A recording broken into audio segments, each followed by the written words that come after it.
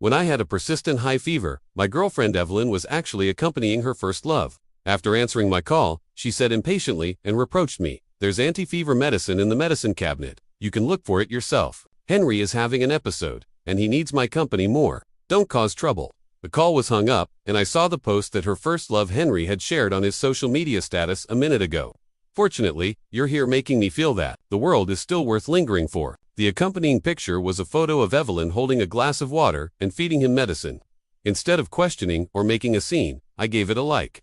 After that, whenever she went to accompany her first love, no matter how long it took, I didn't ask or care. Until later, her first love posted their wedding photos and tagged me. I smiled and said, "Congratulations to you too. When are you going to get the marriage certificate?" Evelyn finally panicked with red eyes and a wronged look. She asked me, "You're just saying angry words, right?" The moment I saw Henry's social media post, I suddenly felt very tired.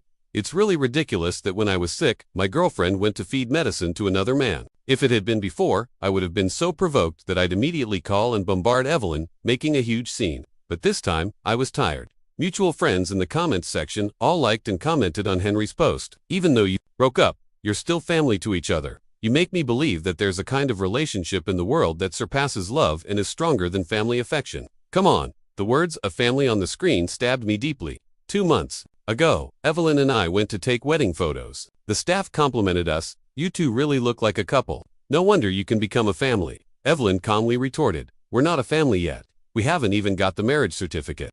That day, both the staff and I were very embarrassed. After being in love for 3 years and on the verge of getting married, I wasn't considered family to her. Henry, who grew up with her as a childhood sweetheart, was the family member she tacitly acknowledged. I raised my burning hot finger and followed suit by giving Evelyn's post a like. I got out of bed with great difficulty to look for the medicine. As soon as my feet touched the ground, I felt dizzy and fell heavily to the floor. At this moment, Evelyn sent me a message. "Don't think too much. You know that Henry has depression and can't be stimulated. You've taken the medicine, right? Have a good rest. I'll be back later."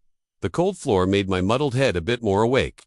She was always like this, standing on the moral high ground and casually blaming me, and then coaxing me. I was hysterical, like a madman, while she was calm and composed like a wise person. I always forgave her in her belated tenderness, but this time I didn't want to. I got up with difficulty. Instead of replying to her, I turned off. After taking the medicine, I didn't have the strength to climb back into bed, so I simply covered myself with a blanket on the sofa and fell into a deep sleep. In the middle of the night, I felt a pair of cold hands gently caressing my forehead. I tried hard to open my eyes, and it was Evelyn. "James, are you feeling better? Why are you sleeping on the sofa again? I told you not to wait for me." In the past, whenever she came home late, I would wait for her on the sofa, but this time it wasn't the case. "I'm not waiting for you. I just want to sleep here," I replied indifferently in a hoarse voice. A look of guilt flashed across Evelyn's face. "All right, let me help you back to bed." She reached out to hug me, but I pushed her away. "No need. I'll just sleep here. It's fine."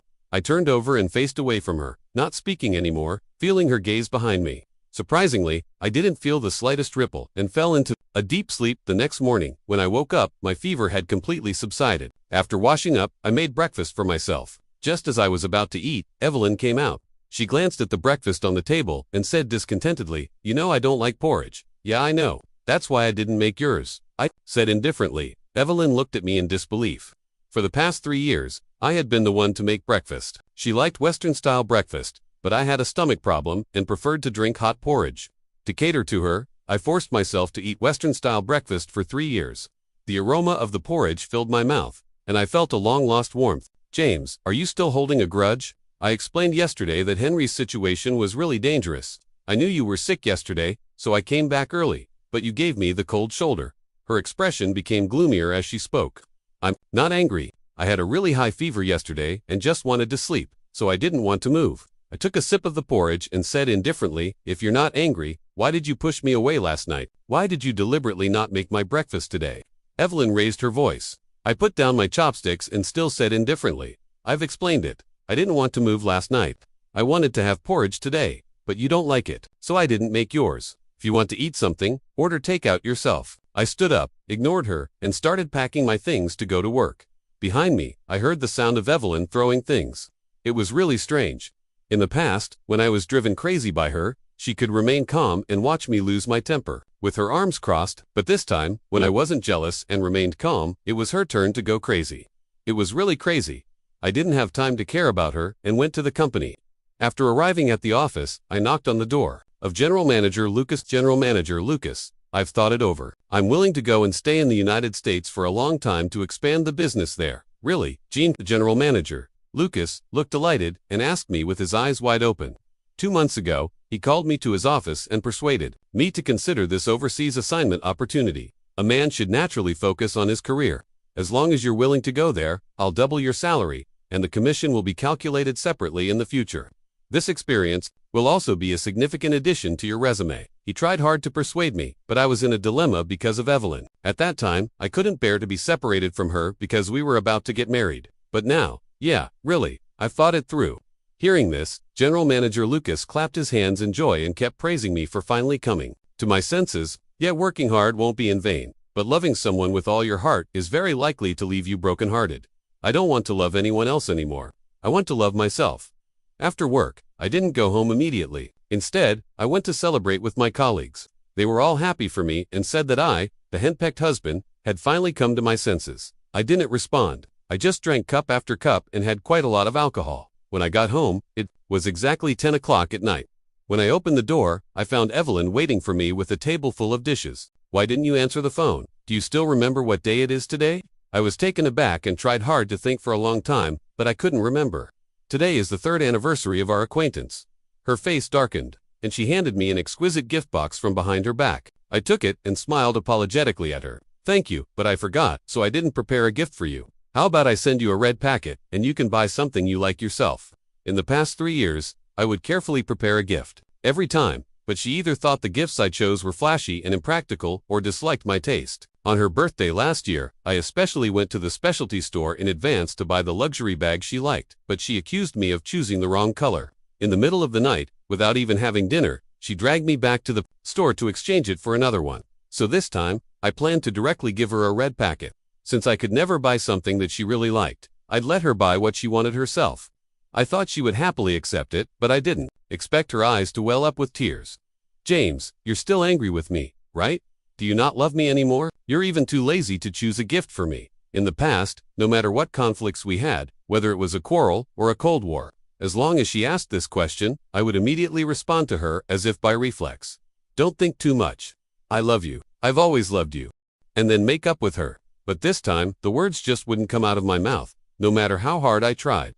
Look, I even hurt my hand while making this table of dishes for you. Evelyn held out her hand with a hand adhesive bandage. In front of me, this was the first time she had cooked for me. In the past, I had only seen her cooking for Henry on social media. At that time, we had a huge argument. She said that Henry was a patient, and why should she cook for me when I had hands and feet? Seeing my expression was hard to read. Evelyn said cautiously, I'm sorry, I'll keep a distance from Henry in the future. I was a bit surprised and said, oh, it's up to you. Do whatever makes you happy. But her eyes turned red. I know you're still angry, but can you please not treat me like this? I was a bit confused and said, I'm not angry. She was stunned, and her expression changed from sad to angry. If you're not angry, why do you suddenly seem like a completely different person? If you're angry, you can take it out on me. Can you stop being so indifferent and sarcastic? In the past, I really was always jealous of Henry and would quarrel with her, but she would casually and calmly scold me. Now I don't care anymore. Why can't she accept it? Calm down. I'm really not angry, I said. With red eyes, she asked me, then why did you deliberately not come home today and even drink outside? I explained seriously, I was busy with the job transfer. I had to dine with others. I didn't mean not to come home on purpose. I was planning to tell her that we should break up when she asked and that I was going abroad, but she didn't ask. Instead, she just turned cold. Okay, whatever. She stood up, poured all the food into the trash can, and slammed the door as she left. For the next 3 days, Evelyn didn't come home. I was busy with the job handover and didn't have the time to care about her anymore. While working overtime at night, I suddenly saw Henry tag me in his social media post. I clicked in and saw a photo where Evelyn, in a wedding dress, was snuggling beside him, and the two of them were smiling at each other. The caption read, "Thank you, Evelyn, for helping me fulfill my dream. Since I got sick, getting married has become a luxury. It's good to have a photo as a memento. I hope James doesn't mind." I smiled and replied, "Congratulations to you too. When are you going to get the marriage certificate?" After all, he had been pushing his luck from initially needing Evelyn's company to taking wedding photos with her. The next step wouldn't be surprising if he wanted to marry her. In the end, he might rely on his depression and ask Evelyn to have a child for him. I could see clearly this kind of moral kidnapping, but Evelyn couldn't. After sending that reply, Henry didn't say anything more. I muted my phone and continued to focus on my work. After finishing all the handover work, I found more than a dozen missed calls and dozens of messages from Evelyn. Don't you understand humor? Can't you tell that was a joke? Henry's depression has gotten worse. I was just doing my best to help him fulfill his wish. Don't be angry, okay? I won't marry someone else. I've already accepted your proposal. James, do you not want to marry me anymore, so you're eager to push me on to someone else? Do you still love me or not? Say something. I didn't reply but walked out of the company with my colleagues. Downstairs, I immediately saw Evelyn waiting there. How long had she been waiting? The moment she saw me, a glimmer of light flashed in her eyes, and she walked over quickly. Yep, guys, chat first. We'll wait for you over there. Amidst my colleagues calling her sister-in-law, one after another, Evelyn pulled me aside. Why didn't you answer the phone or reply to my messages? I gently shook off her hand and retorted, aren't you with Henry? Why did you leave him and come here? Aren't you afraid something might happen to him? These were the words she often said, which had been engraved in my mind. She was taken aback and said irritably, are you still angry because of his social media post? I already said that was a joke. If you don't like it, I'll ask him to delete it. I shrugged, no need, it doesn't matter. Let it be. A trace of annoyance flashed across Evelyn's face, and she exploded in a low voice. Then what else do you want? I've already come to see you. Isn't that enough? In the past, whenever we quarreled, she would run away from home, and I would go crazy looking for her everywhere until she was willing to come back. I would immediately forgive everything. Happily, in her eyes, coming to see me now was a silent apology and a huge step for me to reconcile. Evelyn, you really know how to joke. I let out a soft laugh. If I went to take care of another woman, when you were sick and showed our wedding photos with her to make you angry during a quarrel, what would your reaction be? Her face turned pale. If it were her, she would have already made a big scene and wanted to break up with me. She might even have attacked that woman. But when it came to me, she wanted me to silently accept all of this. Why? Even now, she couldn't even say an apology. Why? Seeing that I didn't look pleased, Evelyn finally spoke. Sorry, Henry was wrong about this. I apologize to you on his behalf. Looking at her tightly clenched fists, I laughed even louder. Evelyn, from the past to now, all the things he could use to hurt me were given to him by you personally. So the person who can really hurt me is you. No need to apologize for him. The one who should apologize from beginning to end is you. She shuddered all over, clenched her fists even tighter, and the veins on the back of her hands bulged. In the 3 years we were together, she had never been at such a disadvantage. Even when it came to apologizing, it was almost always my job, even if she was in the wrong. In the end, I would take the blame on my own initiative. But this time, I was being tough and coldly asking her to apologize. She opened her mouth, seemingly a bit unwilling, but couldn't make any sound. James, the guys are all waiting to give you a farewell dinner. You can talk things over with your sister. At home slowly, a colleague came over, put his arm around my shoulder, and joked with a smile. Sister-in-law, don't be. You can just go to the United States with James. 3 years is not a short time. It would really be a bit cruel to be separated. Upon hearing this, Evelyn was completely stunned. She grabbed my arm and asked in a trembling voice, what farewell? Dinner? What is he talking about? The colleague sensed that something was wrong with her and looked confused, saying, don't you know, James is about to be sent abroad to the United States on a long-term assignment. Today is his last day at the company. Evelyn's face turned as pale as paper, and she asked me in a trembling voice if it was true. I nodded. I'm going to have dinner with my colleagues. Now, you can take a taxi home first. I really couldn't bring myself to ask her to come with me because in the past, Evelyn had always refused to attend such gatherings. But today, she held on to my arm tightly and stubbornly said, I'm going with you. I shook my head and shook off her hand. Go back first. I have something to talk to you about tonight. Her body trembled and she bit her lower lip tightly as she stared at me. Let's go. I turned around and pulled my colleague away. In the car, the colleague asked me, James, didn't you tell your sister-in-law? Don't call her sister anymore. We're going to break up. I calmly uttered these words. My colleague was really surprised, but in the end, didn't say much.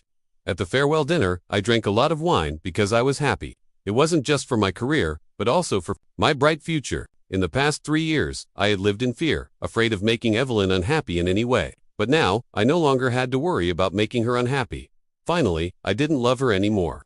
When I got home, it was already 11 o'clock at night. For the first time, Evelyn came up to help me get my slippers and hang up my clothes. Smelling the alcohol on me, instead of frowning, she softly said, You have a weak stomach. I'll make you a cup of honey water. No need, I have something to talk to you about. I spoke to stop her. but she shuddered all over and quickly went to the kitchen, as if she knew that what I was going to say was something she couldn't accept. But I was a bit puzzled. In the 3 years we were together, she had never shown that she loved me very much. She was always aloof. Even when I proposed to her, she asked me to do it privately and not to have too many people witness it. All these things showed that she didn't love me enough. For Henry's sake, she would abandon me countless times. So if I let go, it would be good for all three of us. Evelyn brought the honey water and squatted beside me, expectantly looking up at me. I let out a sigh and took a sip. The warm honey water went down my throat and reached my stomach, making me feel much more comfortable. In the past, Evelyn also knew that I had a weak stomach, but she had never shown any initiative in caring about it. It was only when she realized that I was going to leave her that she started making these belated remedies. "Evelyn, let's break up," I said softly, looking at her seriously. She bit her lip tightly, shook her head desperately, and there was a mist in her eyes. "I don't agree. I won't break up with you. We agreed that we were going to get married this year, didn't we?" "But Evelyn, a marriage without love is doomed to be unhappy. I don't love you anymore."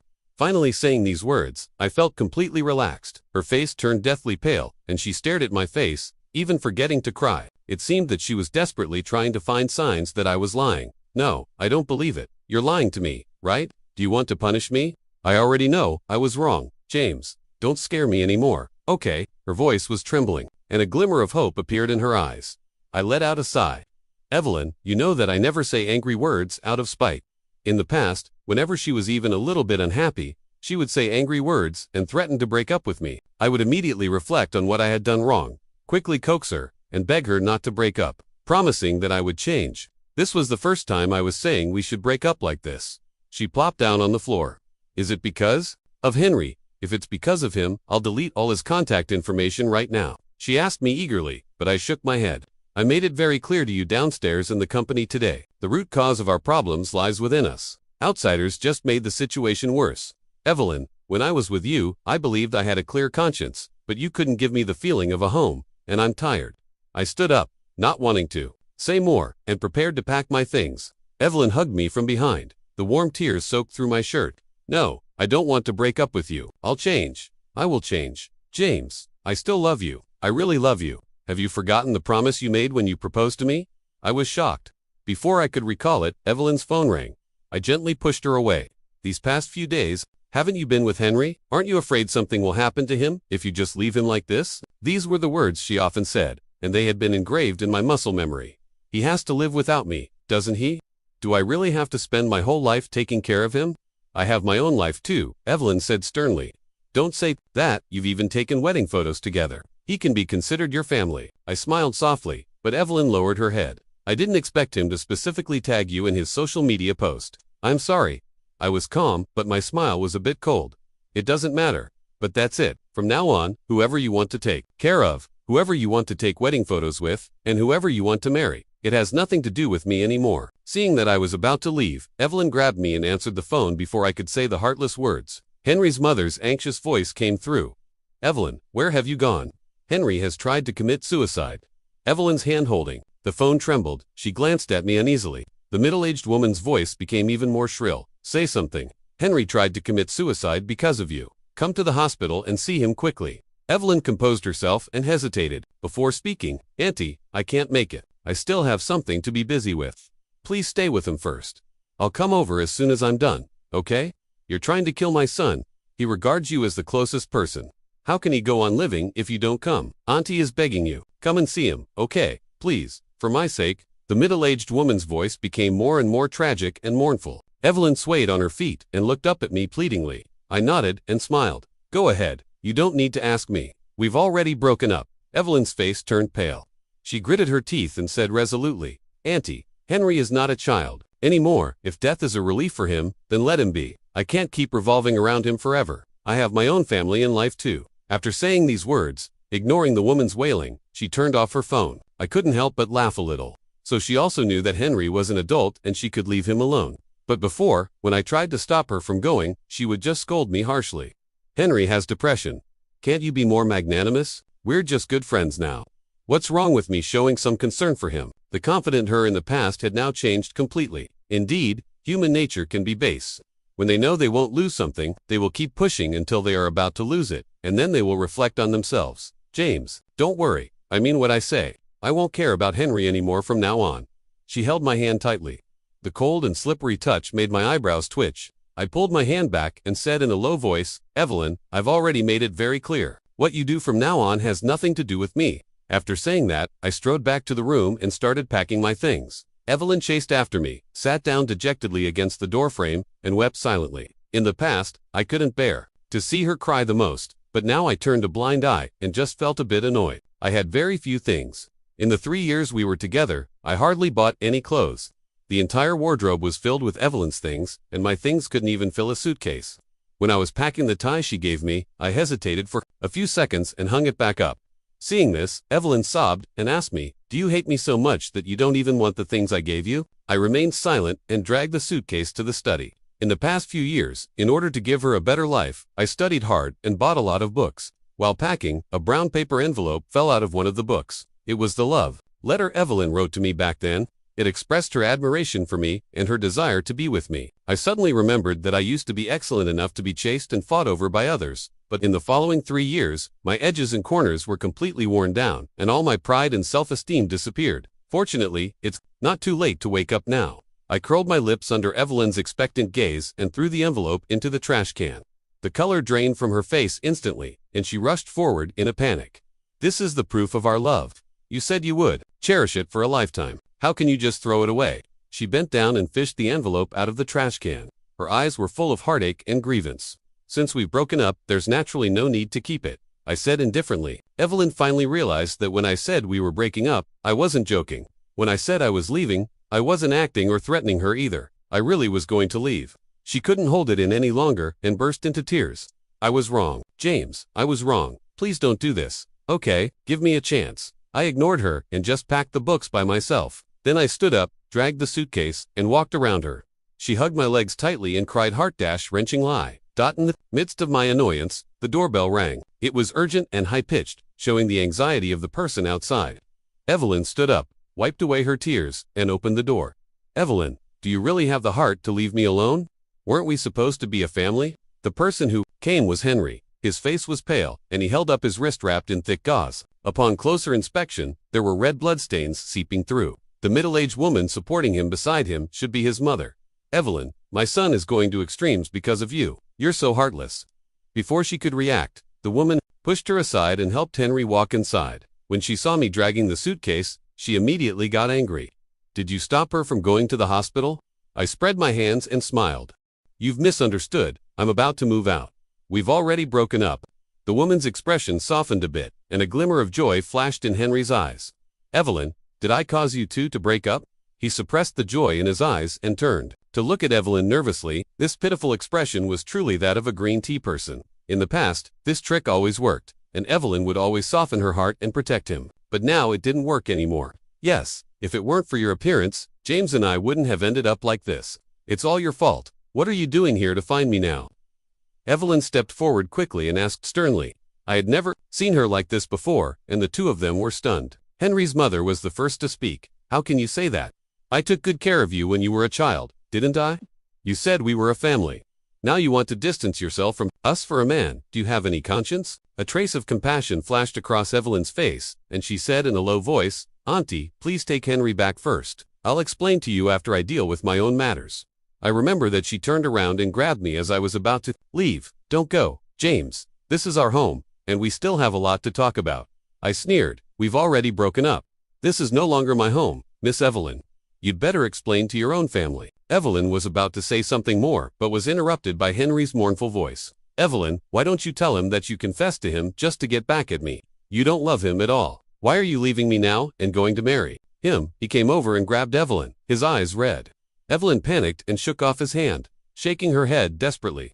But I was intrigued by Henry's words and motioned for him to continue. James, now that things have come to this, I won't hide it anymore. Think for yourself. How long had you two known each other when she confessed to you? Don't you think it was sudden? I thought about it carefully, and it was indeed the case.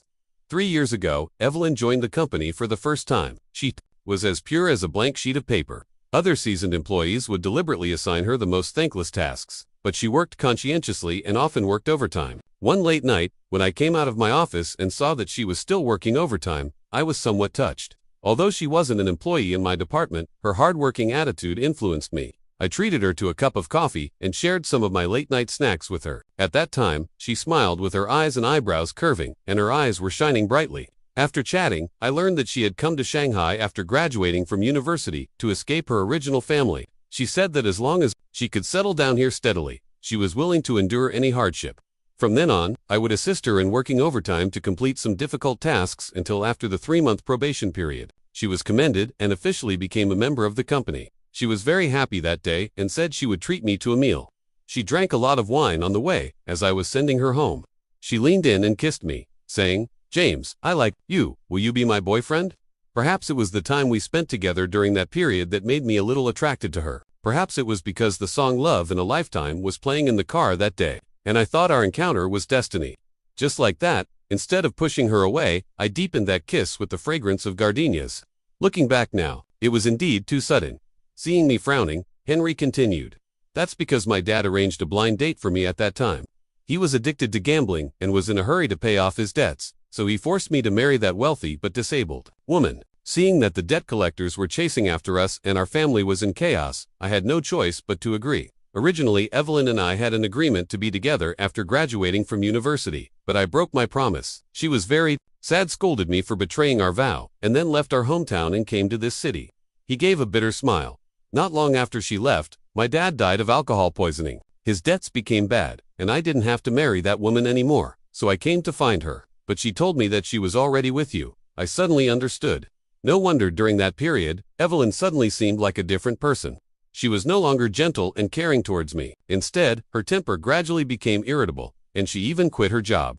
I just thought she was unhappy with her work and comforted her that it didn't matter and that I would support her. It turned out that during that period, Henry would go to see her every day, begging her to come back to him.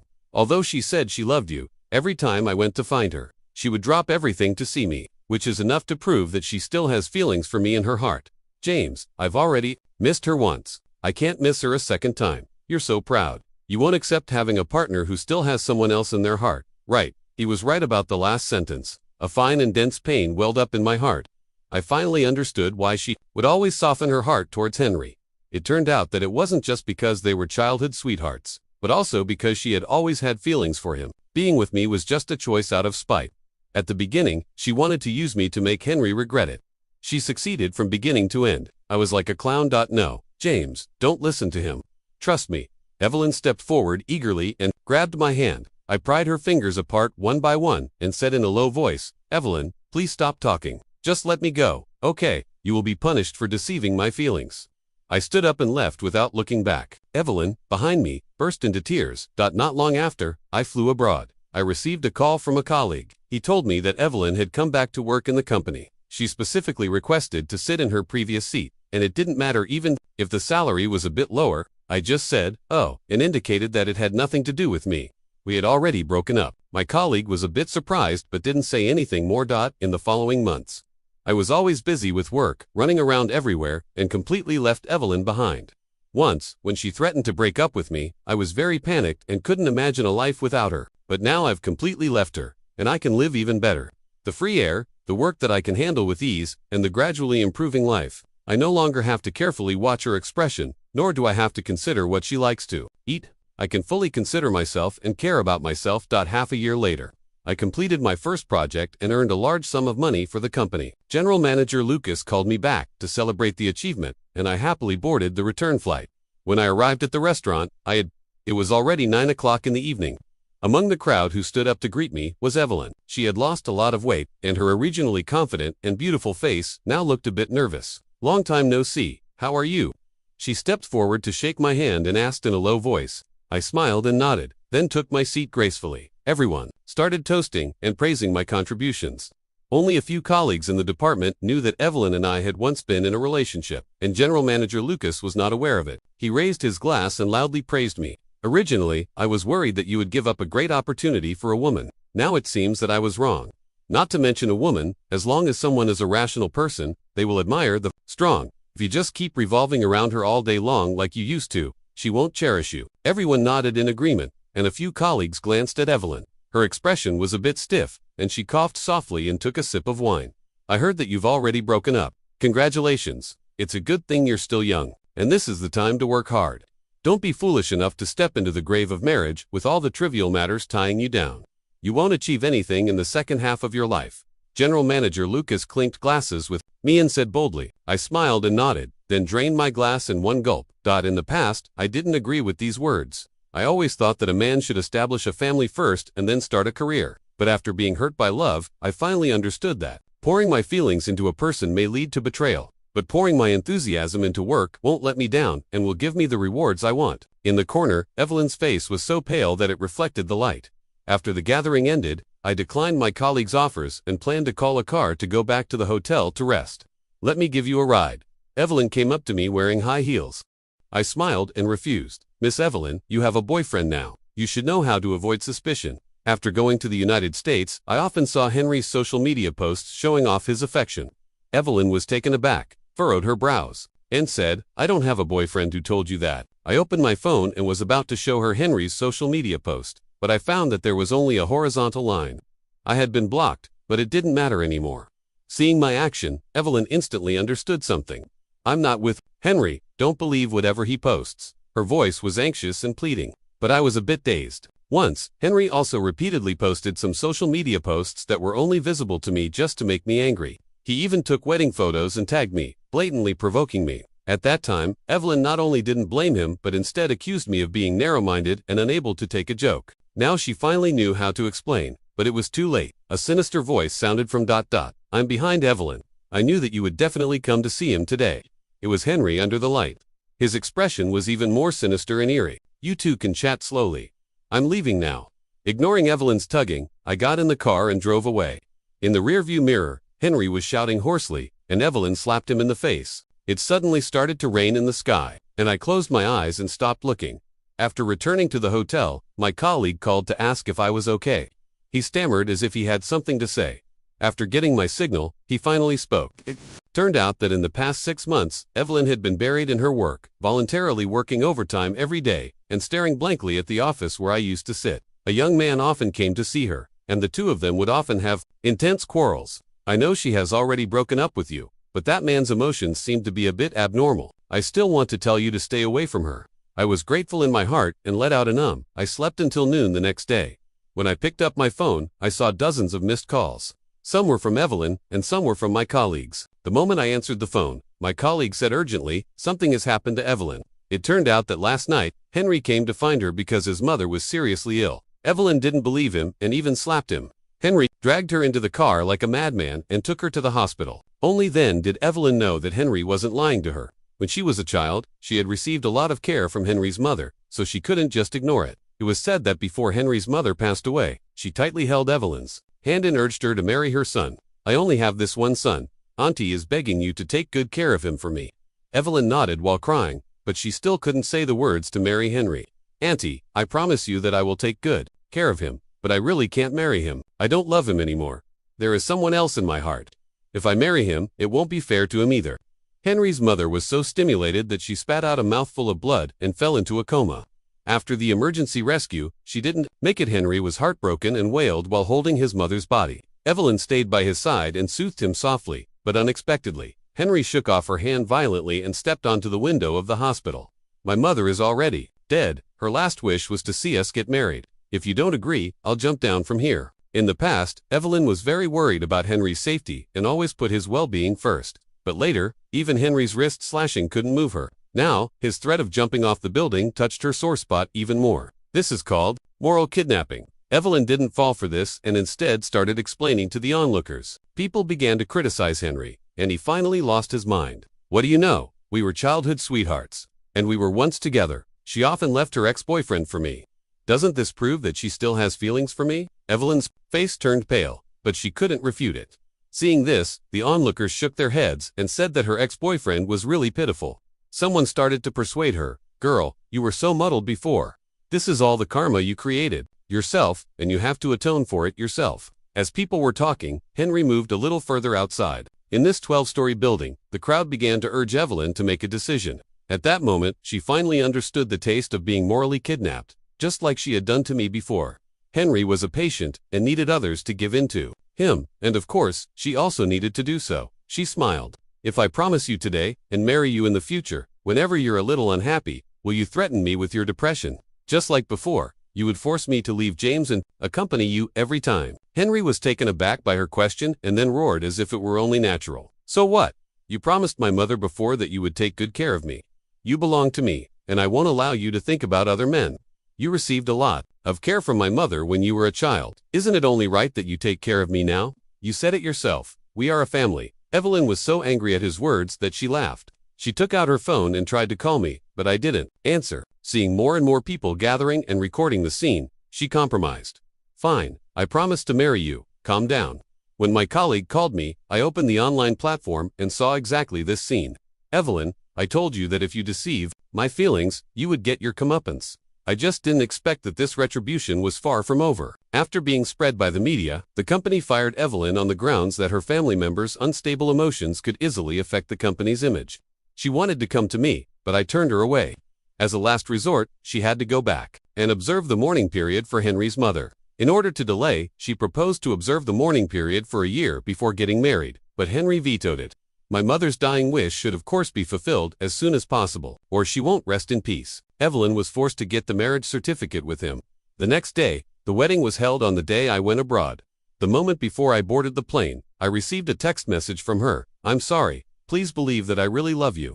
I smiled, didn't respond, and turned off my phone. After landing, when I turned on my phone again, a friend told me that Evelyn was dead. She killed someone first and then committed suicide. It turned out that on their wedding night, she added a large amount of sleeping pills to the wine and knocked Henry unconscious. Then she cut his wrist with a knife. Don't you always like to threaten me with suicide? Then you might as well really die. I can already imagine that whenever there's a little unhappiness in the future, you'll morally kidnap me and make everyone despise me. You're just saying angry words, right? I can't make up for what I owe James. I hope I can make up for it a little in the next life. Henry frowned tightly, vomited continuously, and there was a pool of blood. Evelyn smiled, also cut her own wrist, lay quietly on the sofa, and closed her eyes. It was 3 days later when the landlord found their bodies. The surveillance camera in the living room recorded everything. The murderer had already committed suicide out of guilt, and the case was quickly closed. After hearing all this, I felt nothing. I raised my hand and deleted the text message Evelyn sent before her death. Evelyn, let's not meet again in the next life. A selfish person like you probably doesn't deserve a next life either.